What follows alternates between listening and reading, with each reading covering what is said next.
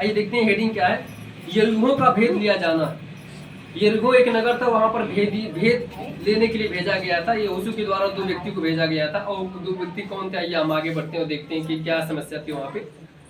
तब नून के पुत्र यहोशू ने 2 भेदियों को सित्तीम से चुपके से भेज दिया और उनसे कहा, जाकर उस देश और यरीहो को देखो। तुरंत वे चल दी और राहाब नामक किसी वेश्या के घर में जाकर सो गए। तब किसी ने यरीहो के राजा से कहा, आज की रात कई एक इजराइल हमारे देश का भेद लेने को यहाँ आए हैं। तब यरीहो के राजा ने राहाब के पास यह कहला भेजा, जो पुरुष तेरे यहाँ आए हैं उन्हें बाहर ले आ, क्योंकि वे सारे देश का भेद लेने के लिए आए हैं। उस स्त्री ने दोनों पुरुषों को छिपा रखा और इस प्रकार कहा, मेरे पास कोई पुरुष आए थे, परंतु मैं नहीं जानती कि वे कहाँ चले गए। और जब ये अंधेरा हुआ तो फाटक बंद होने लगा, तो वे निकल गए। मुझे मालूम नहीं कि वे कहाँ गए। तुम फुर्ती करके उनका पीछा करो तो उन्हें पकड़ सकोगे। उसने उनको घर की छत पर चढ़ाकर सनई की लकड़ियों के नीचे छिपा दिया था, जो उसने छत पर सजा रखी थी। वे पुरुष तो यरदन का मार्ग ले उनकी खोज में घाट तक चले गए, और ज्यों ही उनको खोजने वाले फाटक से निकले, त्यों ही वो फाटक बंद कर दिया गया।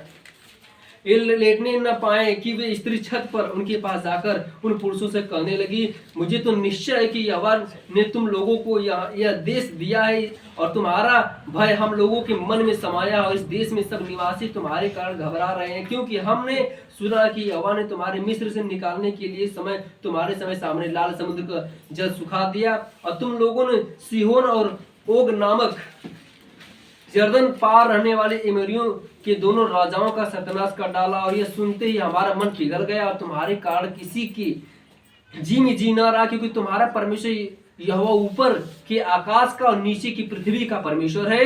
अब मैंने जो तुम पर दया की है, इसीलिए मुझसे यहोवा की शपथ खाओ कि तुम भी मेरे पिता के घराने पर दया करोगे, और इसका सच्चा चिन्ह मुझे दो कि तुम मेरे माता पिता भाई और बहनों को और जो कुछ उनका है उन सभी को जीवित रख छोड़ो, और हम सबों का प्राण मरने से बचाओगे। तब उन पुरुषों ने उनसे कहा, यदि तुम हमारी यह बात किसी पर न प्रकट कर तो तुम्हारे प्राण के बदले हमारा प्राण जाए। और जब यहोवा हमको यह देश देगा, तब वो तेरे साथ कृपा और सच्चाई से बर्ताव करेंगे। तब राहाब जिसका घर सरपना पर बना था, वो वहीं रहती थी। उसने उनको खिड़की के रस्सी के बल उतार के नगर के बाहर कर दिया, और उसने उनसे कहा, पहाड़ को चले जाओ, ऐसा न हो कि खोजने वाले तुमको पाएं। इसीलिए जब तक वो तुम्हें खोजने वाले लौट न आए, तब तक अर्थात 3 दिन वही छिपे रहना, उसके बाद अपने मार्ग लेना। उन्होंने उससे कहा, जो शपथ तूने हमको खिलाई उसके विषय में तो निर्दोष रहेंगे। सुन, जब हम लोग इस देश में आएंगे, तब जिस खिड़की से तूने हमको उतारा उसमें यही लाल रंग की सूत की डोरी बांध देना, और अपने माता पिता भाई वर्ण अपने पिता के सारे घराने को इसी घर में अपने पास इकट्ठा कर रखना। तब जो तेरे घर के द्वार के बाहर निकले, उसके खून का दोष उसी के सिर पर पड़ेगा, और हम निर्दोष ठहरेंगे। परंतु यदि तेरे संग घर में रहते हुए किसी का हाथ पड़े, तो उसका खून का दोष हमारे सिर पर पड़ेगा। हालेलुया। अब मैं आपको इसको एक कहानी के माध्यम से समझाऊंगा, ताकि आपको बहुत आसानी से समझ में आ पाए। Hallelujah, praise the Lord. मैं आपको बताना चाहता हूं कि परमेश्वर ने जब इजराइल को मिस्र से आजाद कराया, आपको पता है कि इजराइल जो था वो मिस्र के कई सालों कई वर्षों तक गुलाम था। जैसे हमारा देश अंग्रेजों का गुलाम था, उसी तरह से जो इजराइल था वो मिस्र के कई वर्षों तक गुलाम था, बहुत लंबे समय तक गुलाम था। और बहुत दिनों की गुलामी के बाद परमेश्वर ने एक आदमी को चुना, जिसका नाम था मूसा। आपने मूसा का नाम सुना होगा। परमेश्वर ने मूसा को चुना, और मूसा को उसने मिस्र में भेजा, और मिस्र में जाकर मूसा ने लोगों को छुड़ा के लेकर आया। जब लोगों को उसने छुड़ा के लेकर आया, तो आपको पता ही होगा कि उसके आने से पहले रास्ते में उसने कितने दुखों का सामना किया। जंगल में उसने बिना खाए पिए 40 वर्षों तक लोगों ने अपना जीवन व्यतीत किया। फिर परमेश्वर ने उनके लिए मन्ना बरसाया, फिर परमेश्वर ने उनके लिए चट्टान से पानी पिलाया। इस तरह से परमेश्वर ने अनगिनत काम किए उनके बीच में, ताकि लोग परमेश्वर का भय माने। Hallelujah, praise the Lord, hallelujah. आने के बाद यह हुआ कि मूसा जब लोगों को छुड़ा के लेकर आ रहा था, तो वहां पर एक घटना घटी। इस घटना पे हम ध्यान देंगे। ये घटना बहुत महत्वपूर्ण है। इस घटना पे हम सबको ध्यान देना चाहिए कि जब मूसा लोगों को छुड़ा कर लेकर आ रहा था निर्जन प्रदेश में, उस जंगल में, तो वहां पे लोगों ने मूसा के ऊपर कुड़कुड़ाना शुरू कर दिया। कुड़कुड़ाना क्यों शुरू कर दिया? क्योंकि उन्होंने कहा कि हम तो मिस्र में काम तो करते थे कि टाइम से खाना मिलता था, थोड़ा सा खाना मिलता था, या वो खाना चाहे जैसा भी हो, चाहे कैसा भी हो, किसी भी तरह का खाना था, लेकिन मिलता था, हम खाते थे। लेकिन तुमने हमें इस जंगल में लेकर आए हो मारने के लिए, और तुम यहाँ पे खाना पानी कुछ दिख ही नहीं रहा, हम इस जंगल में कहाँ भटकेंगे। तो इस बात के लिए लोगों ने मूसा के ऊपर कुड़कुड़ाना शुरू कर दिया कि मूसा तूने हमें लेकर यहाँ पर आया, तेरा परमेश्वर तो दिखाई नहीं दे रहा कहाँ है, लेकिन तूने यहाँ पर लेकर आया, इसीलिए हम लोग तुझे नहीं छोड़ेंगे। इस बात से मूसा गुस्सा हो गया कि परमेश्वर ने, तुम लोगों को परमेश्वर यहाँ पे मुझे भेज कर लाया है और तुम लोग मुझे दोषी ठहरा रहे हो। इस बात पर मूसा कुड़कुड़ाया और परमेश्वर के ऊपर गुस्सा किया। जब परमेश्वर के ऊपर गुस्सा किया, परमेश्वर ने फिर मूसा को बुलाया और उसने बात किया। और बाइबल बताते हैं कि जब परमेश्वर उससे बात किया तो परमेश्वर मूसा के ऊपर क्रोधित हो गया। क्यों क्रोधित हो गया? क्योंकि इस घटना पे हम ध्यान देंगे कि जब परमेश्वर ने मूसा से कहा था कि मूसा तूने पानी पिलाने के लिए उस चट्टान पे जाना, चट्टान से कहना कि पानी दे, लेकिन मूसा ने गुस्से में था, क्योंकि वहां की इजराइल की जो मंडली थी वो मूसा के ऊपर गुस्सा हो गई थी, इसलिए मूसा दुखी था और गुस्से में आकर उसने डंडे से चट्टान पे मारा। जो कि बाइबल बताते हैं कि परमेश्वर ने मूसा से कहा था कि तुम्हें चट्टान से बात करना है, कि तुम्हें कहना है कि चट्टान पानी दे, हमारे लोग पी नहीं पाए। लेकिन मूसा गुस्से में था और गुस्से की वजह से उसने बोलने की वजह उसने क्या किया, डंडे से चट्टान पे मारा। यानी इसका मतलब है कि परमेश्वर ने जो मूसा से कहा था करने के लिए, मूसा उस काम को करने में असफल हो गया। हालेलुया। तो इसी बात के लिए परमेश्वर क्रोधित हो गया मूसा के ऊपर और उसने कहा कि तूने मेरी आज्ञा नहीं मानी। मैंने कहा चट्टान से बोलने के लिए, बातें करने के लिए, लेकिन तूने बातें करने की जगह पे चट्टान पे डंडा से मारा। यानी मैंने आपसे कहा पूर्व जाने के लिए, तूने चला गया पश्चिम। हालेलुया। इसलिए परमेश्वर ने शपथ खाई कि मूसा, उस देश में, जिस देश में मैं जाने वाला हूं, मेरे लोग जाने वाले हैं, उस देश में जिसे कनान कहा जाता है, उस देश में मैं तुझे नहीं जाने दूंगा। मेरी प्रजा तो जाएगी लेकिन तू नहीं जाएगा, तू उसमें प्रवेश नहीं करेगा। बाइबल बताती है कि ऐसा ही हुआ। जब कनान देश में लोग पहुंचने वाले थे, उस पहाड़ पे पहुंचे तो उस पहाड़ पर से लोगों ने देखा कनान देश बहुत सुंदर दिखाई दे रहा था, और इसकी वजह से मूसा, परमेश्वर ने मूसा से कहा कि मूसा अब तू इससे एक कदम आगे नहीं जा पाएगा। बाइबल बताती है मूसा वहीं पे मर गया। क्या हो गया? मर गया। कारण था मरने का मूसा का, क्योंकि मूसा ने परमेश्वर पे क्रोधित हुआ था। अब परमेश्वर भी मूसा के ऊपर क्रोधित हुआ था, इसकी वजह से मूसा मर गया। अब मूसा के मरने के बाद ध्यान दीजिएगा, अभी भी इजराइल की जो मंडली थी, वो अभी मंडली आधे अधूरे में थी, अभी भी पहुंची नहीं थी उस जगह पे, क्योंकि उसका अगुआ जो था वो मर गया था, जो उसकी अगुवाई कर रहा था उस मंडली की, जो उनको मिस्र से छुड़ा के लेकर आया, तो अगुआ क्या हो गया? मर गया रास्ते में। अभी भी मंडली पूरी तरह से पहुंची नहीं थी कनान में, वो भी रास्ते में थी, और मूसा पहले ही मर चुका था रास्ते में। अब उनको कौन आगे लेकर जाएगा? उनको कौन चलाएगा? इस चीजों का ध्यान रखिएगा। तो ये ऐसी कंडीशन में मूसा मर गया। अब जिम्मेदारी परमेश्वर ने किसको सौंपी? अब परमेश्वर ने जिम्मेदारी जो है यहोशू को सौंपी। बाइबल बताती है परमेश्वर ने यहोशू को बुलाया और उसने कहा यहोशू तुम इधर आओ, अब मैं ये सारी जिम्मेदारी जो मूसा के पास तो जिम्मेदारी अब मैं तुम्हें सौंपता हूँ। किसे सौंपता हूँ? तुम्हें सौंपता हूँ। अब बाइबल बताती है सारी जिम्मेदारी परमेश्वर ने जो मूसा की थी वो जिम्मेदारी यहोशू को सौंपी।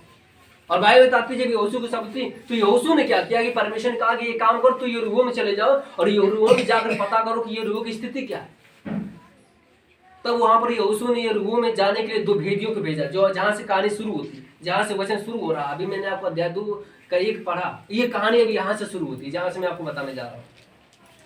इससे पहले ये कहानी आपको मैंने बताई, अब इसके बाद ये कहानी यहाँ से शुरू हो रही है। जब मूसा मर गया तो वो कारोबार किसने संभाला? यहोशू ने संभाला। यहोशू ने जब कारोबार संभाला तो यहोशू ने यरीहो में 2 भेदियों को भेजा कि तुम जाकर पहले पता करो उस गांव के लोग कैसे हैं, वहां का राजा कैसा है, वहां के लोग कैसे हैं, वहां का रहन सहन कैसा, वहां की चीजें कैसी हैं, वहां के लोगों का बर्ताव कैसा है। तब परमेश्वर ने 2 भेदियों को भेजा। भाई बताते परमेश्वर ने यहोशू के द्वारा 2 भेदियों को भेजा उस नगर में।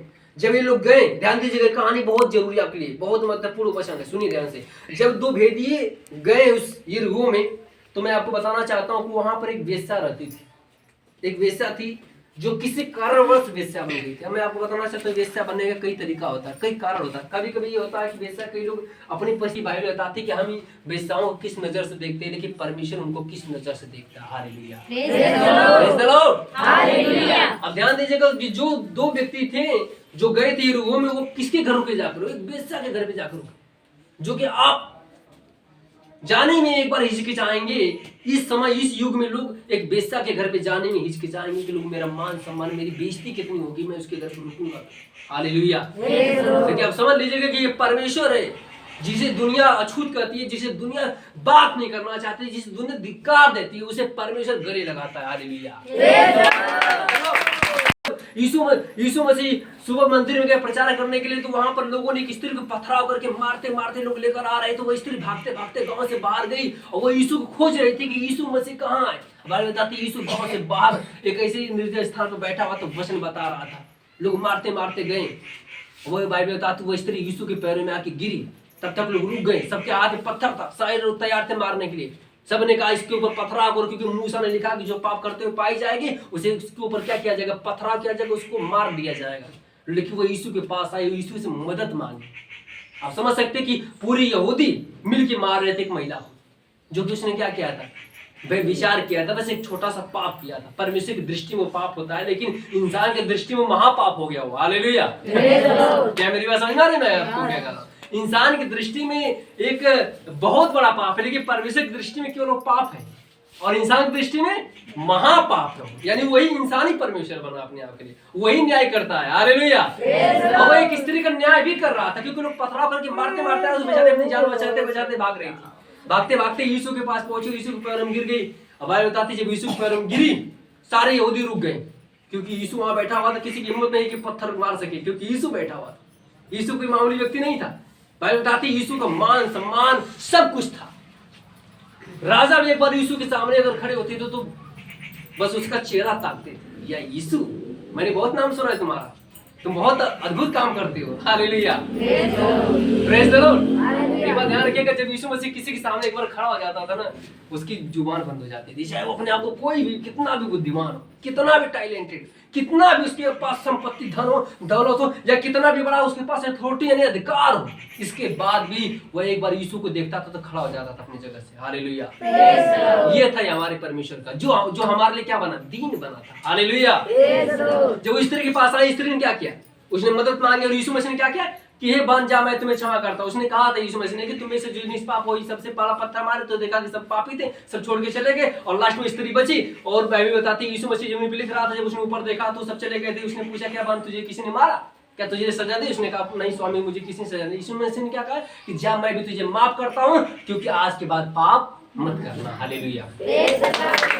क्या अवसर मैं आपको सिखाना चाहता हूं, अभी आपसे गलती हो गई, वो मुझे कोई माफ नहीं करेगा, मेरे माता पिता मुझे माफ नहीं करेंगे, मेरे भाई मुझे माफ नहीं करेगा, मेरे परिवार मुझे माफ नहीं करेगा, मेरे गांव के लोग मुझे माफ नहीं करेंगे, लेकिन परमेश्वर कह रहा है कि जा मैं तुझे एक बार और माफ करता हूँ। हालेलुया। और मान लगा सकते हैं, ताली बजा सकते हैं, बजाइए। हम बात कर रही है, और वो में जब दो लोग घुसे तो वो एक बेस्ता के घर पे जाकर रुकी, बिना संदेह रुकी, उसके यहाँ सोए और खाना पीना खाए और आराम किए। इसके बाद बाइबल बताती है कि जब वहां के राजा को ये पता चला कि हमारे नगर में दो भेदिए घुस आए हैं और हमारे यहाँ का जांच पड़ताल करने के लिए आए, हमारे यहाँ का भेद जानने के लिए आए, तो उसने सिपाही भेजे, 2 सिपाही उन्होंने भेजा। और जब दोनों सिपाही वहां पर आए और उस बेस्ता से पूछे, राव से पूछे कि तुम्हारे घर में कोई आया है क्या?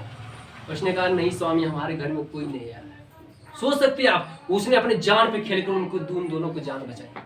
वो चाहती तो बता सकती थी कि हाँ स्वामी हमारे घर में 2 लोग आके छिपे हुए हैं, और मैं बताना चाहता हूँ, अगर ये बात बता देती तो राजा उसको इनाम भी देता, उसका मान सम्मान भी होता लोगों के सामने, और राजा उसको इनाम भी देता, क्योंकि उसने पकड़वाया। तो उसने क्या किया, उसको परमेश्वर ने इस राहाब के मन में एक अच्छी चीज डाली, उसके मनों में, एक हृदय में एक सही विचार डाला कि तुम इन्हें बचाओ, इन्हें मैंने भेजा। और एक बात मैं बताना चाहता हूँ, राहाब उन्हें क्यों बचाया, क्योंकि राहाब ये जानती थी कि इजराइल का परमेश्वर हमारे परमेश्वर से कहीं बढ़कर है। उसे ये पता था कि इजराइल के परमेश्वर वो परमेश्वर है जिसने लाल समुद्र में लोगों को, मिस्रियों को डुबा के मार दिया था। ये राहाब के मन में डर बैठा हुआ था कि उसका परमेश्वर बहुत भयानक है, जो हमारे घरों में आकर रुके हुए हैं, इनका परमेश्वर हमारे परमेश्वर से कहीं ज्यादा ताकतवर है। तो ये बात राहाब के मन में गूंज रही थी कि अगर मैं इनके साथ कुछ करूंगा तो वो परमेश्वर हमारे साथ कुछ कर देगा। हालेलुया। हालेलुया। जिसकी हम सेवा करते हैं, जिसकी हम महिमा करते हैं, उसका डर, उसका भय पूरी दुनिया में लोगों के पास होना चाहिए। हालेलुया। Praise the Lord. क्योंकि हम जिसकी सेवा करते हैं वो जीवित परमेश्वर। हालेलुया। और मैं प्रिय, जब वो 2 सिपाही उसके घर पे दरवाजे पे आए, तो मैं आपको बताना चाहता हूँ कि वहां पर आपने इस घटना के बारे में सुना होगा, ये रियो की दीवार, वही यरीहो की दीवार थी। इतनी मोटी दीवार थी, इतनी लंबी दीवार थी, कुछ दीवार की सबसे ऊंचाई वाली चोटी पे राहाब रहती थी, क्योंकि राहाब का जो मकान था वो शहर के सबसे ऊंचाई चोटी पे था, वो सबसे ऊपरी हिस्से में रहती थी। और जो यरीहो की सबसे मोटी दीवार थी वो एक दरवाजा था, कोई भी उस दरवाजे को तोड़ के तभी जा सकता था जब उस दरवाजे को लांग ले या उस पर चढ़ कर तभी वो जा सकता था अंदर, क्योंकि इतनी मोटी दीवार बनाई गई थी उसमें घुसने के लिए। कोई बाहर का आदमी घुस नहीं पाता उसमें से। लेकिन परमेश्वर महान था, उन दोनों को पता न कैसे वहां पे भेज दिया। वो लोग पता न कैसे चले गए वहां पे, यानी किस तरह से गए ये परमेश्वर ही जानता था। Hallelujah, praise the Lord. जब दो सिपाही वहां पर पहुंचे तो लोगों ने पूछा राहब से कि क्या तुम्हारे यहाँ कोई रुका? उसने कहा नहीं स्वामी, हमारे यहाँ कोई नहीं रुका। इसके बाद उसने इसके बदले में क्या कहा? उसने कहा कि स्वामी हाँ, 2 लोग आए थे मेरे पास, 2 लोग आए थे, रुके थे, खाए पिए थे, इसके बाद वो अभी निकले हैं, अभी दरवाजे के फाटक पर गए, आप दौड़ के जाइए और पकड़ लीजिए उनको, समझ लीजिए। और वो 2 लोग कहाँ रुके हुए थे? उसकी छत के ऊपर सनई था। वहां पे किताब में लिखा हुआ वचन में कि सनई एक लकड़ी थी, उनके नीचे उनको छिपाया हुआ था, यानी वो नीचे लेटे हुए थे और उनके ऊपर लकड़ियां रखी हुई थी सनई की। हालेलुया। और उसने उसके बदले में कहा कि स्वामी अभी भी 2 लोग आए थे और चले गए, अभी गए।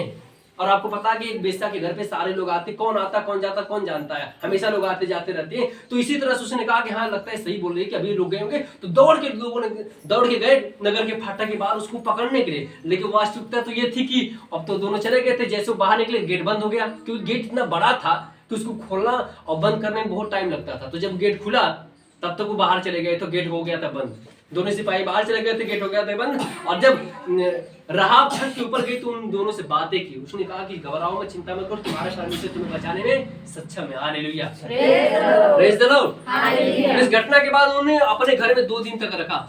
2 दिन तक वो लोग उसके घर में रहे, खाए पिए। और लोगों ने उनसे बातें की। उसने कहा कि मैं तुम्हारे परमेश्वर को जानता हूँ, क्योंकि तुम्हारा परमेश्वर स्वर्ग का परमेश्वर है और धरती का परमेश्वर है। ये बात राहब ने भी कहा उन लोगों से कि मैं जानता हूँ कि तुम्हारा परमेश्वर जो है वो स्वर्ग का भी परमेश्वर है और धरती का भी परमेश्वर है। वो बताना चाहते थे कि वो तुम्हारा परमेश्वर बहुत महान है, वो हमारे परमेश्वर को हरा सकता है। उसे पता था कि हमारे परमेश्वर को कुचल सकता है। Hallelujah, praise the Lord. ये बातें होने के बाद वो 2 दिन वहां तक रहे। इसके बाद उन लोगों ने पूरे घर का भेद पूरी तरह से जानने के बाद मैं आपको बताना चाहता हूँ मेरे प्रियो को, जब समय हो गया, जब उन लोगों ने पूरे घर का भेद जान लिया, उस गांव का भेद जान लिया, इसके बाद उसने सबसे ऊंची वाली छोटी पे खिड़की थी, उसकी पूर्व दिशा में खिड़की थी। उस खिड़की में उसने लाल कलर का एक बहुत बड़ा रस्सा लिया था। उस रस्से में लपेट के उस रस्से को ऊपर से गिरा दिया और दोनों लोग रस्से को पकड़कर खिड़की के बाहर उतर कर आए।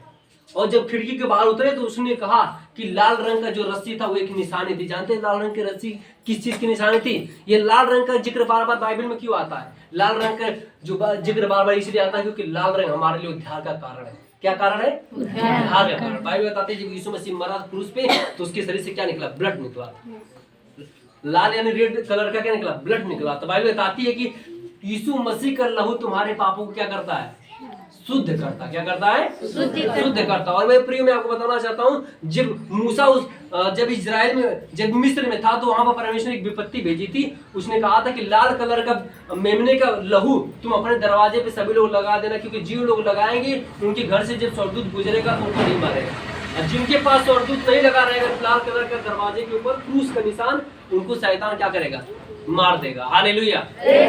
तो लाल कलर का जो जिक्र हमेशा होता है बाइबल में वो उद्धार का कारण है, वो किसी भी तरह से उद्धार का कारण है। Hallelujah, praise the Lord. इसके बाद उस राहब ने उन दोनों से बातचीत किया, खाना खाया, उनको खाना किया, उनकी बड़ी अच्छी सेवा की और उसने एक शपथ खाई। उसने कहा कि मैं जानता हूं कि तुम्हारा परमेश्वर इस नगर को जीत लेगा।